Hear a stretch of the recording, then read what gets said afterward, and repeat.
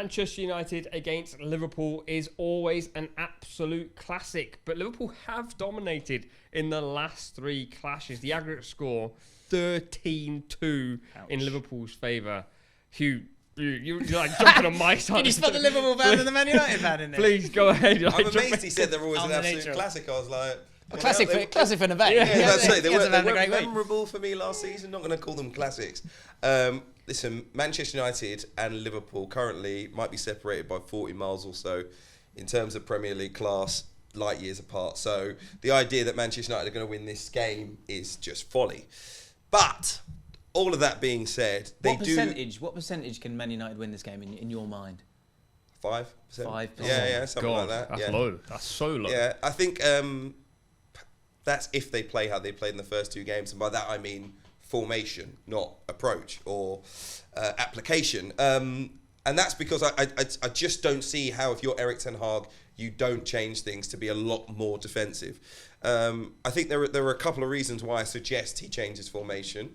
Aside from the fact that you conceded 4 goals in the first half against Brentford and you were incredibly open, you need to change the culture at Manchester United. You need to change the mindset. You need to change the negativity of every back page story. Losing 5-0 to Liverpool will only compound the first 2 defeats. So if it is the worst game in the world and it's 0-0 and Manchester United get a point, that is probably their best result for the past 2 seasons. Because the other thing is, you're trying to currently sell the club to players to come and play for you.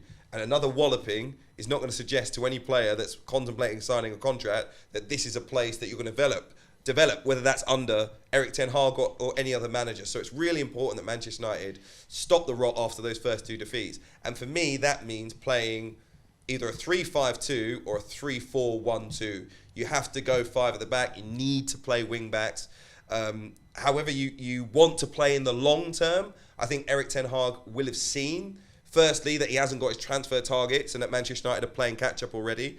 And after the first 2 games, that this season is going to be all about getting over the line, whether that is the top 6 line or in some sort of miracle, the top 4 line. But ultimately, he needs to sustain Manchester United.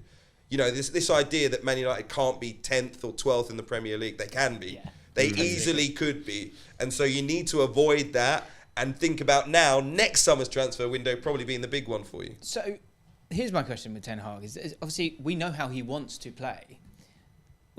Hugh's saying be pragmatic, which is something that we've seen with Mourinho, we've seen with Solskjaer, we've seen time and again, especially against Liverpool.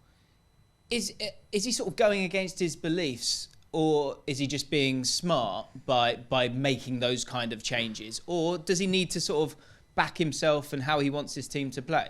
All 3 of those. The problem here is you go against your belief. What are you saying to the players? As a player, you're saying, we want to play progressive football. We want to play from our keeper. We want to press high up the pitch. We want to play 6v5 in their half. All these philosophies you've been teaching over the summer since pre-season. And then you go, we're actually just closing the door and playing 5-3-2 or whatever system you choose to play. On the flip side, it's smart because if you don't play that, you are going to get smashed because Liverpool are the perfect opposition to go and press United. But at the same time, is Ten Hag thinking long-term or short-term? Assuming from the little bits of him I've seen, I don't think he'll play 5 at the back. I think he is very much so, my philosophy and my belief is me. Ole Gunnar Solskjaer wasn't that. Ole Gunnar Solskjaer was like, my philosophy and belief is, whatever you guys want to do, I'm going to do with you, and we're going to make it work. And that's why he was criticised the manager so much. People said he couldn't coach. Ten Hag can definitely coach, but the Premier League is a different kettle of fish. If you don't park the bus against Liverpool, you risk this 3 games in, bottom of the league, minus 10 goal difference, and all of that. That becomes a problem. The worry for me is Scott McTominay and Fred in midfield come up against a very weak Liverpool midfield. It's the first time they've got to be going, hey, we might have a chance here. Do they have a chance? I'm struggling to see it due to what we always see over the course of the season is with our team, whoever your team may be, is that they have moments where you're going, God, they're awful, and then you moments go, hang on a minute, and then obviously there's the middle bit. Fred and McTominay. When I look, if I was managing Man United with the players that they got right now, put Liverpool to the side for a second, I would play the way that Ole Gunnar Solskjaer played. I would play that way because you haven't got. Because you're right. he's sort of damned if he does, damned if he doesn't, because he hasn't got the players that he needs to play the way that he wants to play. So Fred and McTominay, in terms of their short passing, were pretty reliable. 88% pass completion, 86%. Their short pass completion has gone down because they're playing riskier passes, 83%. McTominay's playing a lot higher up. It's gone down to 76%.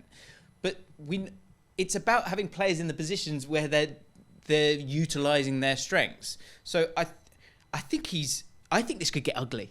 I really think this could get really ugly, because I think he's quite stubborn.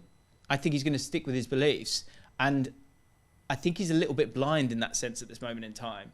And because of that, this just looks like a massacre to me. Is there a way? Just take your 5% out of the equation. Is there a way United win this game? Well, yeah. I mean, listen, if you look at how Crystal Palace played, they could have easily won the game at Anfield. So there's obviously a recipe. So what's the recipe for you? Well, listen, even absolutely, it's counter-attack. Absolutely, it's counter-attack. You're saying Cristiano Ronaldo can't play up front on his own and press. Fine. Put someone up there with him. Put a mobile player up there with him who does the running, who can run the channels. Put Marcus Rashford up there. Tell him to run himself into the ground. It's a game against Liverpool. You're from Woozencroft. What more do you want, right? You're playing at home at Old Trafford. This is what dreams are made of. At least put the effort in if you haven't got the quality. But then you think about stopping Liverpool playing, and yes, it might not be a vintage midfield, but Martinez has arrived at Manchester United. Doesn't look like that quality of centre-back, but we know he's an aggressive holding midfielder when he plays in that area. Give him an opportunity in that part of the pitch. We don't need a pivot if we're playing on the counter-attack. We don't need a player who's going to get on it, pass it around, control, dictate play. We need someone who's going to stop Liverpool. Brilliant. Give him an opportunity in that part of the pitch. Hit the channels. Play on the break. Ole Gunnar Solskjaer did that to great effect when he was a manager. And I don't think this is the long term for Manchester United. But I do think, like I say, if you're going to stop the rot, there is a recipe there. That is to get players back behind the ball. You can play 5 at the back. You've got plenty of options there.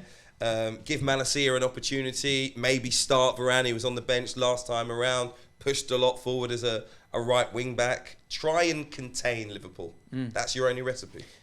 Liverpool have been contained, actually, in these first 2 games. And you talk about that counter-attacking recipe. 73% possession for Liverpool, who had 10 men as well, actually did well, didn't they, when they went down to 10 men. But Zaha, in particular, was brilliant. Got himself a goal, a couple of chances as well. Put him on Nat Phillips. Nat Phillips doesn't seem to have that mobility, really. So in terms of Liverpool, they go into this game both at the back, probably not having the centre-back that they would like there. They'd rather have, and it may be Gomez, just to have that little bit more pace. But further up the field, there's a lot of problems, isn't there? How do you think that they'll set up? This one I'm struggling with, because I think he would have definitely started Darwin Nunez, because what we've seen from Brighton and Brentford, they're sort of lifting the ball over Lisandro Martinez, big strikers competing, picking up the second ball, or big strikers competing, winning the first ball.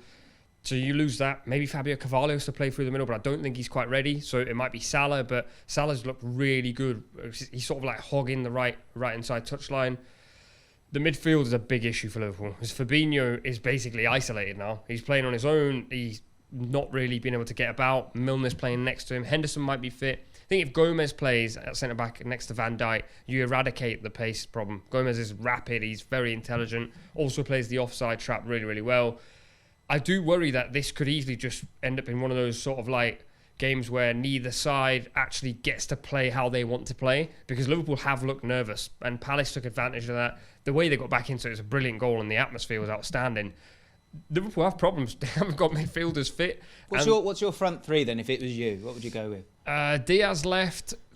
I'd stick with Salah, right? And possibly play Harvey Elliott as a false 9. He played as a false 9 in pre-season for about 10 minutes, but I would not play Salah out of position. Your best player cannot play out of position. Predictions? I think Liverpool is still too fluent. Man United are just in a horrible, horrible place right now. I think they'll get away with a 3-1 defeat, but it could be really ugly. What do you think? I'm going to be optimistic. Where has that come from? I'm going to be optimistic here and hope that Erik Ten Hag's watching this. Hi, Erik. And he tries to contain them. We've done it a few times against Liverpool in the past. Really aggressive approach. Ruined the game, if you like. Spoiled the game, but ultimately ended up with a draw when we were massive underdogs. I'm going to say 1-1. I'm going to go 2-1 Liverpool. I think Liverpool take a 2-goal lead. United maybe pinch one on the counter, a little bit of late pressure. Then that'll do for Liverpool.